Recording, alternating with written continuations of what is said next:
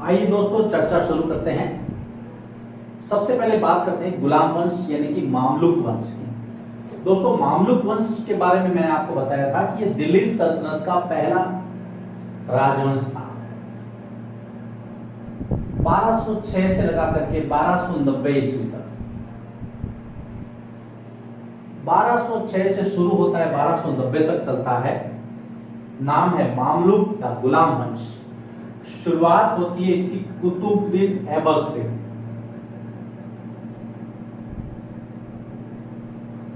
कुतुबुद्दीन ऐबक से शुरुआत होती है और यहां पर इसका कार्यकाल आप ये देखिए 1206 से 1210 ईस्वी।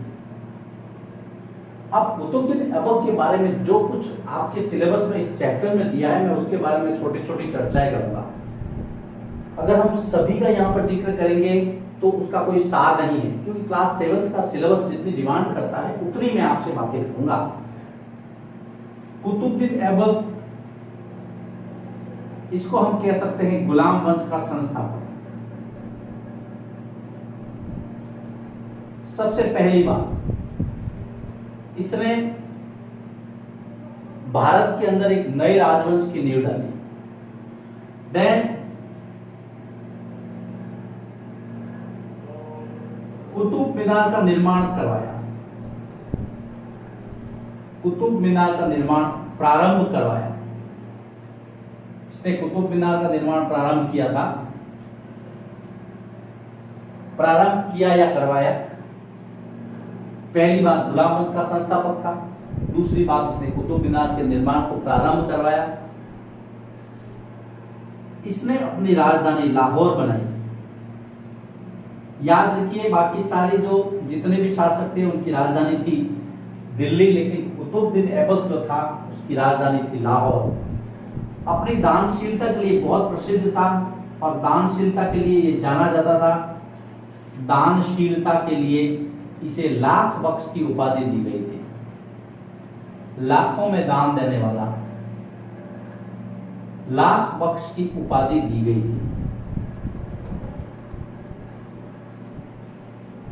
ये कुछ बातें हैं जो आपको कुतुबुद्दीन ऐबक के बारे में पता रखने हैं मित्रों। देखिए वापिस बताता हूं मैं आपको, बहुत ही महत्वपूर्ण शासक है कुतुबुद्दीन ऐबक।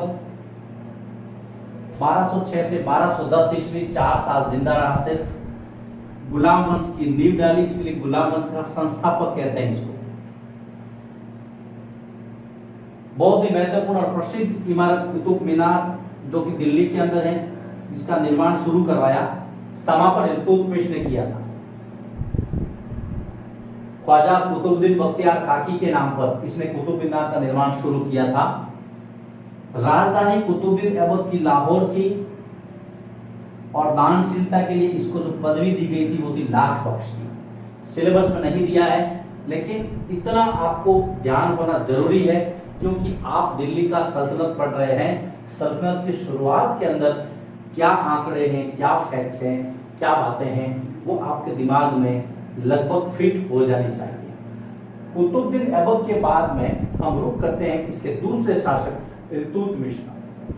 इल्तुतमिश, ये देखिए दोस्तों, ये रहे इल्तुतमिश। वंश वही है, राजा अलग है। ये थे 1210 से 1236 ईस्वी तक, एक लंबा शासनकाल था इल्तुतमिश का। पहला काम, राजधानी दिल्ली बनाई। इल्तुतमिश की राजधानी थी दिल्ली, पहला काम। दूसरा काम देखिए मित्रों, इसने अपने 40 विश्वास पात्र गुलाम अमीरों का एक दल बनाया था जिसको 40सा दल कहते थे। तो 40 अमीरों का दल, 40 अमीरों का दल जिसको कहा 40सा, 40सा का गठन किया। इसको तुर्कान ए चेहलगानी भी कहते हैं। थोड़ा सा अटपटा वर्ड है लेकिन आप इसको याद कर सकते हैं। उसके बाद में कुतुब मीनार के निर्माण को पूरा करवाया। हम पढ़ रहे इल्तुतमिश और इल्तुतमिश के छोटे छोटे काम। कुतुब मीनार का निर्माण कार्य पूरा करवाया। किसने? इल्तुतमिश ने निर्माण कार्य पूरा करवाया। इसके अलावा इसने एक और अच्छा सिस्टम दिया था जिसको कहा था इक्ता प्रथा चलाई। इक्ता प्रथा एक प्रशासनिक व्यवस्था थी जिसके बारे में हम आगे के अध्याय में वर्णन करेंगे। और ये जो इक्ता जब शब्द आएगा तो आपको इल्तुतमिश याद आएगा। दिल्ली को राजधानी बनाया, चालीसा दल का गठन किया, कुतुब मीनार का निर्माण कार्य पूरा करवाया, इक्ता प्रथा चलाई।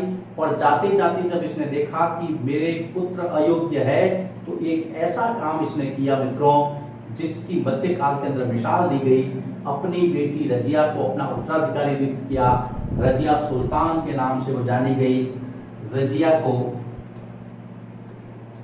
को उत्तराधिकारी नियुक्त किया।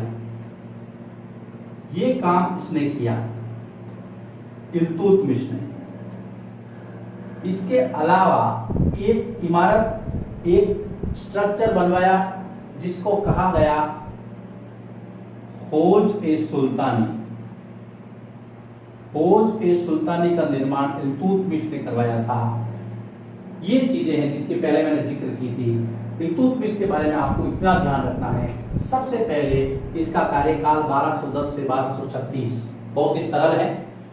राजधानी इसने दिल्ली, कुतुबुद्दीन ऐबक ने लाहौर बनाई थी, लाहौर से ये दिल्ली लाया। फिर इसने चालीसा दल का गठन किया जो 40 अमीरों का दल था, जिसको तुर्कानी, चिहलगानी 40 जो दास थे, गुलामों का एक संगठन था। कुतुब मीनार के निर्माण को पूरा करवाया इसने, इक्ता प्रथा चलाई और इम्पोर्टेंट काम रजिया के हाथ में शासन की बागडोर दी। यहाँ पर देखिए एक हौज बनवाया था, इसको हौज-ए-सुल्तानी कहा गया।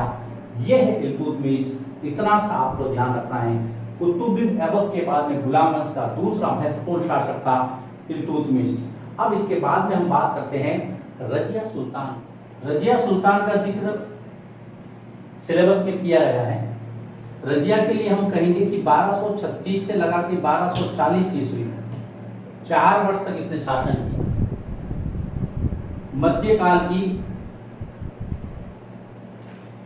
मध्यकाल की पहली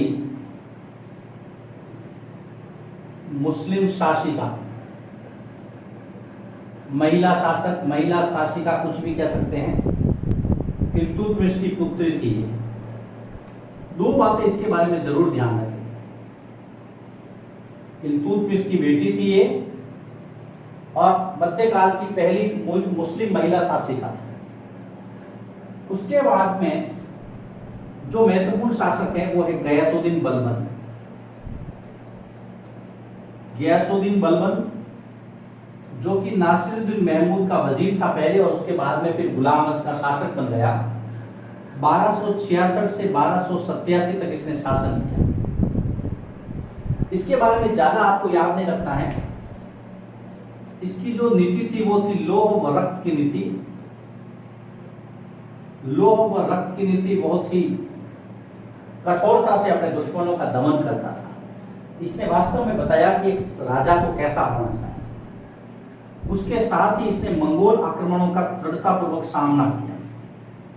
दो चीजें इसके बारे में आपको ध्यान रखनी। मंगोल आक्रमण जब हुए उसका सामना किया और रक्त और लोह की नीति बलबन ने दृढ़तापूर्वक अपनाई। तो देखिए 4 शासकों के बारे में मैंने आपको बताया। इसके पहले हमने दो कुतुबुद्दीन ऐबक, फिर इल्तुतमिश, फिर रजिया बेगम और फिर गयासुद्दीन बलबन।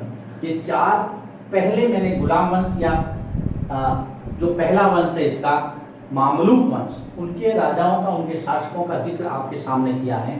अब मैं सभी राजवंशों के सभी शासकों का जिक्र नहीं करूंगा। मैंने इसलिए इनका जिक्र किया है क्योंकि इनको सिलेबस में विशेष स्थान दिया गया है। ये जो गयासुद्दीन बलबन, ये जो बलबन था वो नासिरुद्दीन महमूद, नासिरुद्दीन सिराज की पुस्तक तबकात-ए नासिरी के बारे में पहले के पाठों में पढ़ा होगा। तबकात-ए नासिरी, ये तबकात-ए नासिरी इसी को समर्पित की थी मिन्हाज-ए सिराज ने। इस बात को भी आप ध्यान में रखेंगे। देखिए कड़ी से कड़ी जुड़ती है मित्रों। और कड़ी से कड़ी जुड़ने पर पढ़ने का एक अलग ही चार्म आता है, मजा आता है, इंटरेस्ट आता है। रजिया बेगम का कार्यकाल बड़ा नहीं है, सिर्फ 4 साल है, 1236 से 1240 ईस्वी। ये देखिए पहली महिला मुस्लिम शासिका थी ये, और पुत्री थी इल्तुतमिश की, इतना आपको पता रखना है। उसके बाद में गयासुद्दीन बलबन आते हैं, जिसकी लौह और रक्त की नीति बहुत ही प्रसिद्ध है। मंगोल आक्रमणों का इन्होंने बखूबी सामना किया। ये नासिरुद्दीन महमूद के वजीर थे पहले, वही नासिरुद्दीन महमूद जिनको तबकात नासिरी नामक किताब समर्पित की थी विनाश सिराज ने, ये इसका राइटर था। तो ये छोटा सा इसके बारे में जिक्र था। गुलाम वंश, अब जैसे ही गुलाम वंश समाप्त होता है, इसकी छोटे छोटे शासकों का जो छोटा कार्यकाल है वो मैंने आपको बताने की कोशिश की। अब मैं सिलेबस पर विधिवत आऊंगा। सबसे पहले हम चर्चा करेंगे कि जो इतिहासकार थे मध्यकाल के, जो तवारीख या तारीख लिखते थे, उनकी क्या विशेषताएं थी, और उनकी विशेषताओं के साथ हम इस चैप्टर को विधिवत शुरू करें। दोस्तों, इसके पहले हमने जो भी चर्चा की थी वो एक सिर्फ जानकारी थी, दिल्ली सल्तनत की शुरुआत कैसे हुई। कुछ भाग हमने सिलेबस का लिया था, लेकिन अब हम सिलेबस को विधिवत रूप से पढ़ना शुरू करेंगे। जो पहला महत्वपूर्ण टॉपिक है कि मध्यकाल के अंदर जो दिल्ली सल्तनत था, उस सल्तनत के सुल्तानों की जानकारी हमें कैसे मिलती है। तो सबसे पहले हम देखेंगे कि उस समय जो जानकारी के वो स्रोत थे वो क्या क्या थे। तो ये देखिए जानकारी के स्रोत, आप जानते हैं कि जो इतिहास के स्रोत है उनमें बहुत सारे ऐसे स्रोत हैं जो हर समय उपलब्ध रहते हैं, जैसे सिक्के, आभूषण, पांडुलिपियां। तो हम यहां पर उस कुछ नाम लिख सकते हैं, जैसे सिक्के, अभिलेख,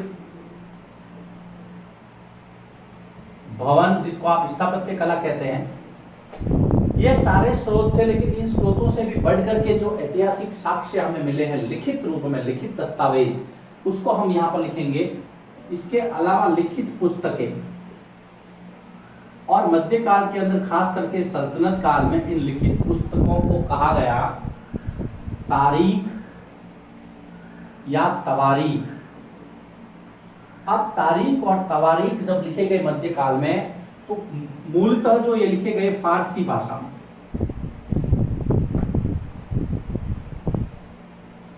फारसी भाषा में तारीख या तवारीख लिखे गए।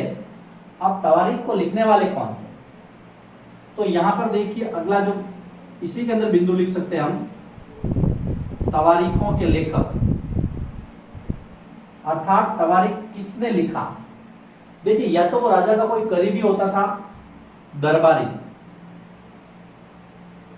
या कवि हो सकता था, सचिव हो सकता था, कोई प्रशासक हो सकता था, कोई इतिहास का जानकार हो सकता था। ये लोग थे जिन्होंने तारीख या तवारीख लिखे फारसी भाषा। दिल्ली के सुल्तानों के बारे में जानकारी हमें कैसे मिलती है? सिक्कों से, अभिलेखों से, भवन निर्माण से, अर्थात स्थापत्य से। उस समय का जो स्कल्पचर था उस समय, उसके द्वारा हमें जानकारी मिलती है।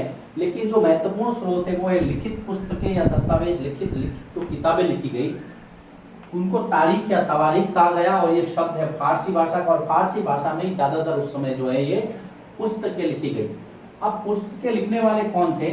तो या तो देखिए दरबारी थे, कोई दरबारी था, या कोई कवि या सचिव, या कोई उस समय का प्रशासक जो उनके सुल्तान के साथ में रहता था। यहां तक आने के बाद में आगे हम देखते हैं इन तवारीख के लेखकों की क्या क्या विशेषताएं।